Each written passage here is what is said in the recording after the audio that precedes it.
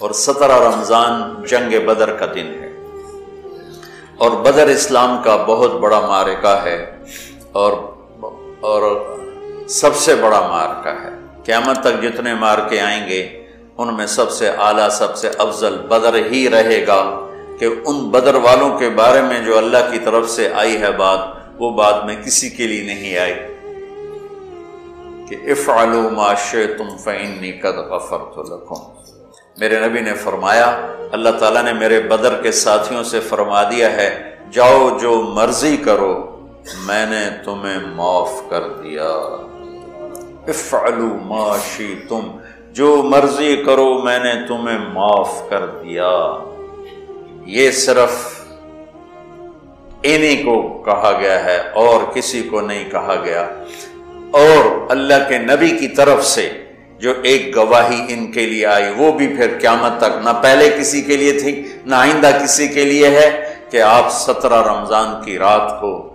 شب جمعہ تھی، جمعے کے دن جنگ ہوئے، جمعہ تو آج گزر گیا، 16 رمضان تھا،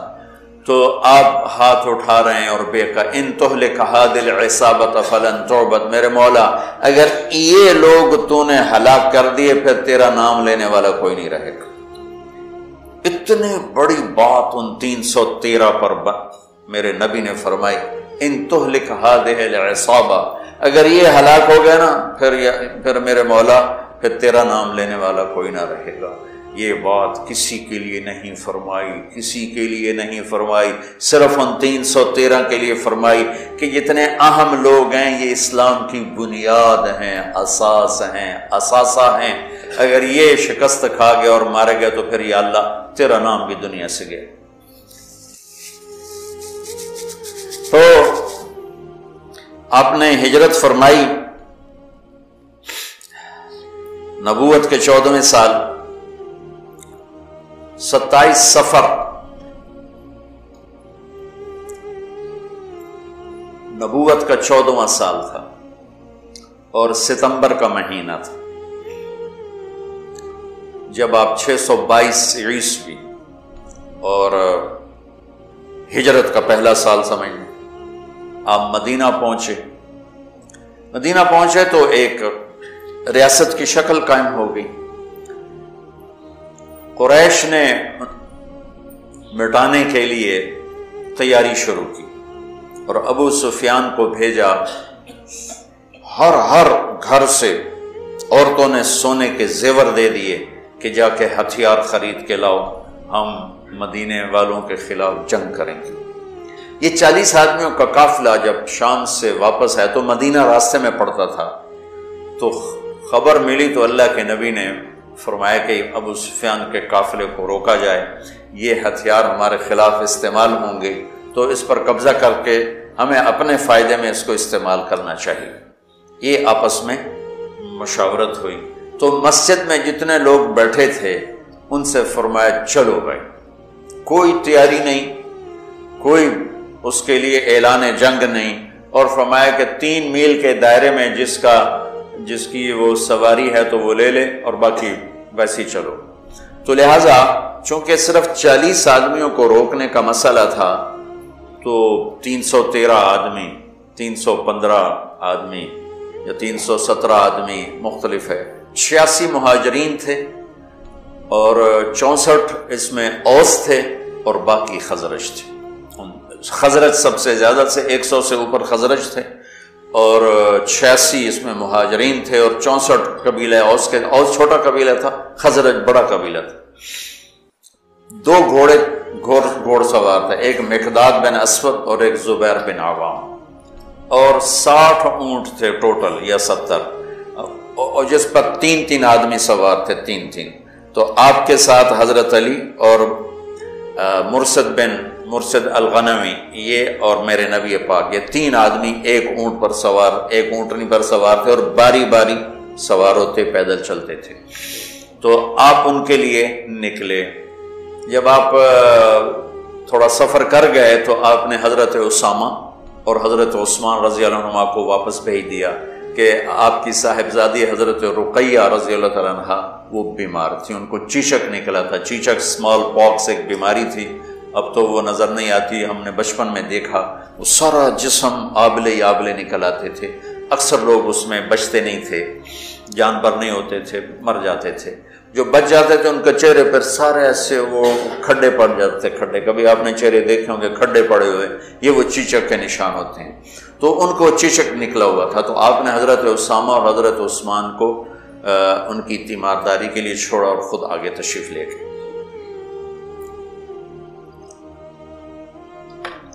ابو سفیان بہت داہیت العرب کہلاتے ہیں، داہیت العرب، تو ان کو بھی وہ بھی فضا سونگ رہے تھے کہ کہیں مدینے والے میرے قافلے پہ حملہ نہ کر دیں، تو دائیں بائیں سے خبر لیتے ہوئے چل رہے تھے، کبھی ادھر کبھی ادھر، تو اپنے قافلے کو چھوڑ کر وہ نکلے، مدینے والے نکلے کہ نہیں نکلے، ایک کنویں پر پہنچے تو وہاں اونٹ کی وہ لید پڑی ہوئی تھی، تو مینگنیاں پڑی تھی، انہوں نے اٹھا کے جو توڑا تو اس میں گٹھلی نکلی، کہنے لگا واللہ ان هذه من یثرب، یہ یثرب کی گٹھلی ہے، یہ یثرب کی گٹھلی ہے، یہ یثرب کی کھجور ہے، اور لگتا ہے کہ محمد اپنے ساتھیوں کو لے کے نکل پڑے، تو اسی وقت اس نے اپنے قافلے کا رخ ینبوع کی طرف موڑا اور ینبوع سے چلتے ہوئے بحیرہ احمر کے ساتھ ایک لمبا چکر لے لیا، وہ چکر، اور ادھر مدینے مکے کے اونٹنی سوار کو دوڑا دیا کہ ہو سکتا وہ پھر بھی میں پکڑا جاؤں، تو جا کے مکے میں اعلان کر کہ ہمارے قافلے کی خیر نہیں ہے، تو وہ دن رات دوڑتا ہوا وہاں پہنچا، اور اس نے جا کر وہاں اعلان کیا، اس اعلان کا کرنا تھا کہ سارے مکے میں آگ لگ گئی اور سارے تیار، تو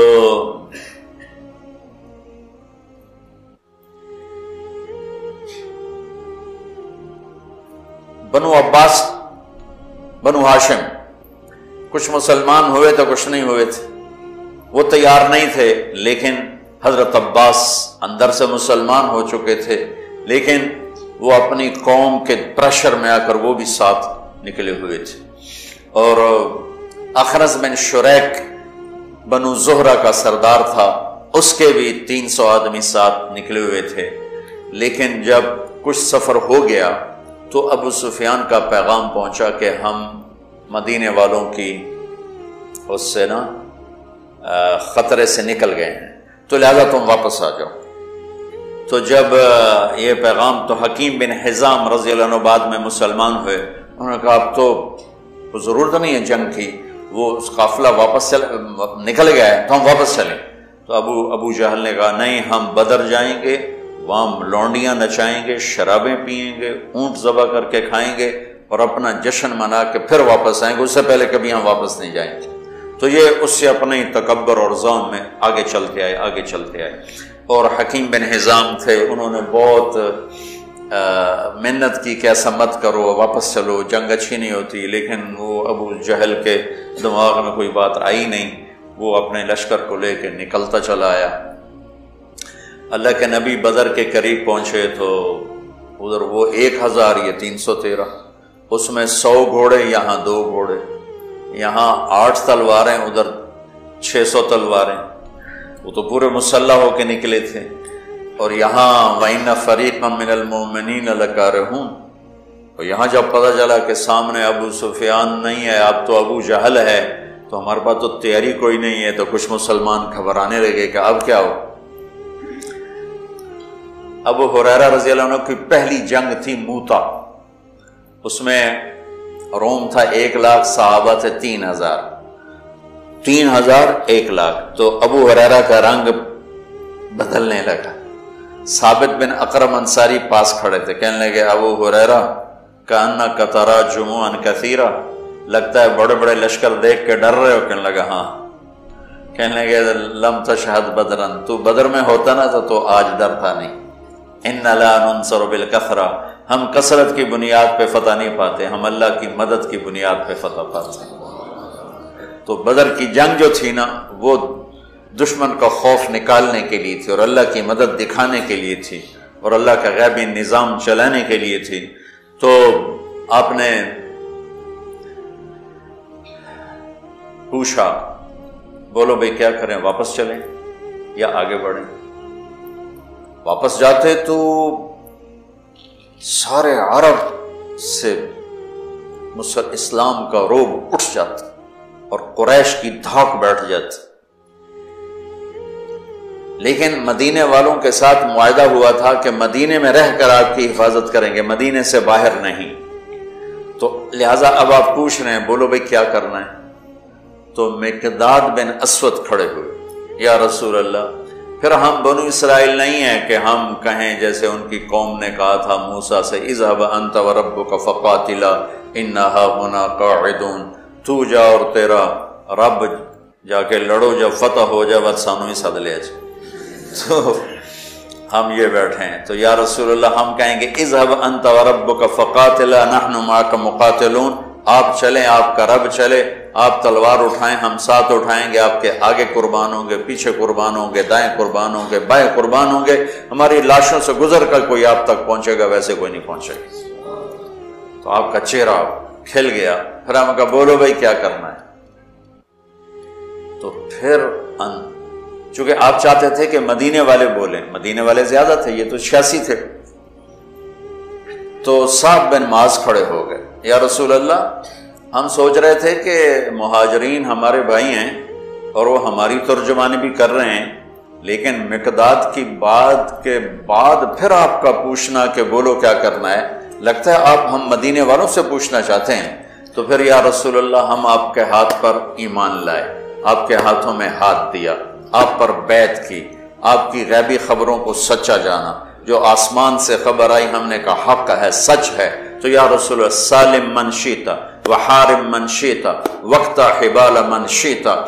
اور الق بن العدو ان علی صبر فی الحرب وصدق عند اللقاء، یا رسول اللہ پھر آپ جس سے لڑانا ہے ہم حاضر ہیں، جس سے توڑنا ہے ہم حاضر ہیں، جس سے جوڑنا ہے ہم حاضر ہیں، ہمارے مال لے لیں، جو لے لیں گے وہ ہمیں زیادہ محبوب ہیں۔ آپ فرمائیں سمندروں میں کودو تو مدینے کا بچہ بھی پیچھے نہیں ہٹے گا، آپ فرمائیں آگ میں کودو تو جل کے راکھ ہو جائیں گے، پیچھے مڑ کے نہیں دیکھیں گے، آپ فرمائیں یمن تک اپنی سواریاں دوڑاتے چلے جاؤ تو مدینے کی طرف مڑ کر کسی کی نظر بھی نہیں جائے گی، اور ہم اپنی گرد میں گم ہو کر برق غیمات تک اپنی سواریوں کو دوڑاتے چلے جائیں گے۔ یا رسول اللہ ہم لڑائیوں میں ہمیشہ ثابت قدم رہے ہیں اور دشمن کو ہمیشہ ہم نے سینے پر تیر کھایا ہے، کبھی پشت پہ تیر نہیں کھائے۔ وَلَسْنَا عَلَى الْأَعْقَابِ تَدْمَعُ قُلُوبُنَا وَلَكِنْ عَلَى الْأَقْدَامِ تَقْطُرُ الدِّمَاءُ۔ عبداللہ بن زبیر حجاج سے لڑ رہے تھے، کل 18 آدمی ساتھ تھے، 18 اور 4000 تھے شامی، تو صبح سے لے کر عصر تک 18 آدمیوں کے ساتھ 4000 کو حرم میں داخل نہیں ہونے دی۔ تو حجاج خبیث نے کہا اوپر سے پتھر مارو، یہ جن ہے، ایسے نہیں گرے گا۔ وہ اللہ کے نبی کا خون پیا تھا نا، تو ان میں اتنی طاقت تھی، دونوں ہاتھوں میں تلوار لے کے لڑ رہے تھے، تو اوپر سے انہوں نے پتھر مارے، وہ جو ہوتی تھی اس زمانے کی تو بیت اللہ کو بھی لگ رہے تھے، اور ایک پتھر آ کر عبداللہ بن زبیر کو ماتھے پہ لگا تو خون کا فوارہ چھوٹا نا سینے پر، تو کہا وَلَسْنَا عَلَى الْأَعْقَابِ تَدْمَعُ قُلُوبُنَا، ہم وہ نہیں ہیں جو پیٹھ پہ زخم کھا کے ایڑیوں کو رنگین کریں، ہم وہ ہیں جو سینے پہ زخم کھا کے اپنے پنجوں کو مہندی لگاتے ہیں۔ اللہ کا نبی کا چہرہ ایسے گلزار ہو گیا، ہم کہا بس یہاں ابو جہل گرے گا، یہاں امیہ گرے گا، یہاں ابئی گرے گا، یہاں فلاں گزرے، یہاں ابو البختر، ایک ایک کا نام لے کر فرمائے، یہاں یوں لکڑی کا نشان لگا کے بتائے، یہاں عتبہ گرے گا، یہاں شیبہ گرے گا، یہاں ولید گرے گا، یہاں ابو جہل گرے گا۔ اور اگلے دن فرماتے ہیں صحابی کہ جہاں میرے نبی کی لکڑی تھی وہیں ان کی لاشیں پڑی تھی۔ جمعہ کا دن آیا تو آپ نے صفیں درست فرمائیں، تو غزیہ رضی اللہ تعالیٰ عنہ وہ صف میں کھڑے تھے، ذرا ان کا پیٹ بڑا تھا، آگے نکلا ہوا تھا، تو آپ نے انگلی چبو کر کہا پیچھے ہٹو، کہا یا رسول اللہ آپ نے مجھے دکھ پہنچایا، تکلیف پہنچائی، اب کیا ہوا؟ آپ نے مجھے انگلی ماری، کہا تو پھر کہا میں بدلہ لوں گا، آپ کا لے لو، کہا نہیں ایسے نہیں، میرا ننگا پیٹ ہے، آپ نے زرہ پہنی، آپ پیٹ سے کپڑا ہٹائیں، میں وہاں انگلی ماروں گا جہاں آپ نے مجھے انگلی ماری۔ آپ بڑے حیران ہو رہے ہیں یہ کیا کہہ رہا ہے۔ پھر آپ نے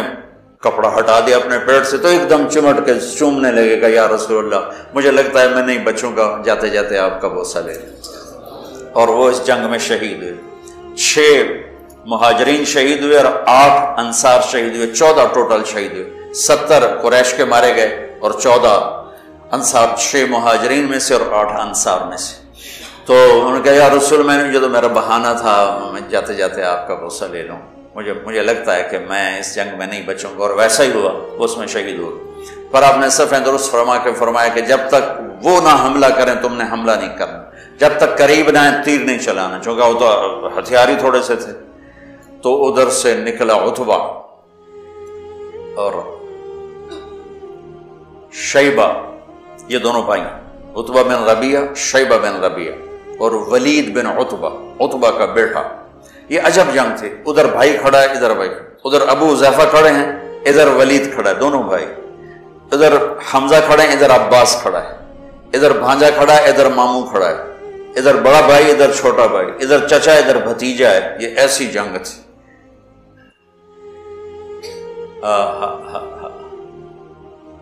لا تجدن قوما يوادون من حاد الله ورسوله ولو كانوا آباءهم او ابناءهم۔ سبحان اللہ۔ اس لیے تو اللہ نے کہا بس جاؤ جو مرضی کرو میں نے معاف کر دیا۔ تو ان کے مقابلے میں آئے عوف اور معوذ بن عفرا، دونوں بھائی، اور عبداللہ بن رواحہ۔ جب سامنے آئے تو عتبہ نے کہا کون لوگ ہو؟ کہا ہم مدینہ کے ہیں۔ کہنے لگا شریف لوگ ہو، واپس جاؤ، تم سے لڑائی نہیں ہماری۔ تو اعلان کیا محمد اخرج الینا اکفاءنا، ہماری قوم کے آگے بھیج، ہم ان کھیتی باڑی کرنے والوں سے نہیں لڑنا چاہتے، اپنی قوم سے لڑنا ہے۔ تو پھر آپ نے کہا حمزہ اٹھو، پھر آپ نے اہل بیت اٹھائے، اہل بیت اٹھائے، باقی صحابہ کو نہیں اٹھایا، اہل بیت کو اٹھایا۔ حمزہ اٹھو، عبید اٹھو، عبید بن حارث بن عبد المطلب، اور حمزہ بن عبد المطلب، عبید اٹھو، علی بن ابی طالب اٹھو۔ تو یہ تینوں حضرات نکلے۔ تو چونکہ وہ خود تو پہنا ہوا تھا تو عتبہ نے کہا کون ہو؟ تو کہا میں حمزہ ہوں، میں عبید ہوں، میں علی ہوں۔ کہا ہاں اب ہمارے جوڑ کے۔ تو علی اور عتبہ، شیبہ اور عبید، اور حمزہ علی اور ولید، عبید اور شیبہ، عتبہ اور حمزہ، یہ تین سے آمنے سامنے ہوئے۔ تو حمزہ رضی اللہ تعالیٰ عنہ تو شاہ سوار اسلام تھے، اسد اللہ ہے وہ اسد رسول ہی کا ٹائٹل پایا احد کی جنگ میں شہادت کے بعد۔ جب وہ شہید ہوئے تو اللہ کے نبی بہت رو رہے تھے تو اللہ نے جبریل کو اتارا کہ میرے حبیب سے کہا مت روئیں، ہم نے عرش کے اوپر لکھوا دیا ہے حمزہ تو اسد اللہ و اسد رسول ہی، کہ حمزہ اللہ اس کے رسول کے شیر ہیں۔ تو حمزہ نے تو پہلی وار میں عتبہ کا سر اڑا دیا، اور حضرت علی نے پہلے وار میں ولید کا سر اڑا دیا۔ شیبہ نے تلوار ماری، حضرت عبیدہ کا پاؤں کٹ گیا، ٹانگ کٹ گیا، وہ گر پڑے، بزرگ عمر کے بھی بڑے تھے۔ تو پھر دونوں نے چچا بھتیجے نے مل کر شیبہ کا بھی سر اڑا دیا، اور عبید کو اٹھا کر لائے تو آپ کے قدموں میں پڑھ کر کہنے لگے یا رسول اللہ میں شہید ہوں۔ آپ نے کہا تو شہید ہے اور میں گواہ ہوں۔ پھر وہ کہنے لگے یا رسول اللہ اگر آج ابو طالب زندہ ہوتے تو دیکھتے کہ ان کے اس شعر کا میں زیادہ حقدار ہوں، کذبتم وبیت اللہ نبذ محمدا ولما نطاعن حولہ ونناضل ونسلمہ حتی نسرى حولہ ونذهل عن ابنائنا والحلائل۔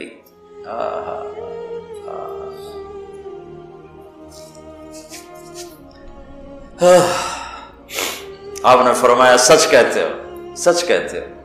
تو پھر یہ واپسی پر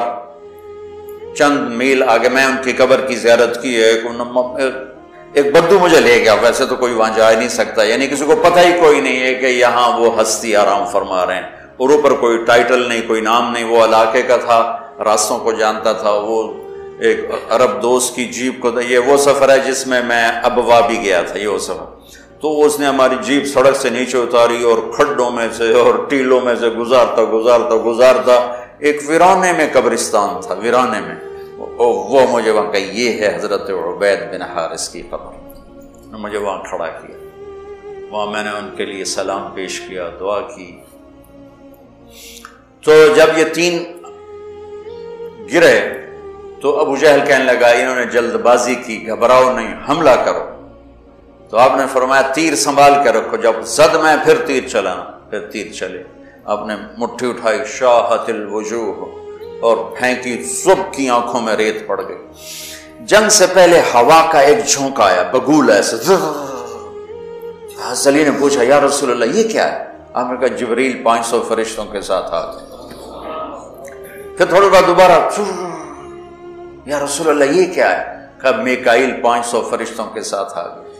اذ تستغیثون ربکم فاستجاب لکم انی ممدکم بألف من الملائکۃ مردفین، جب تم نے رب کو پکارا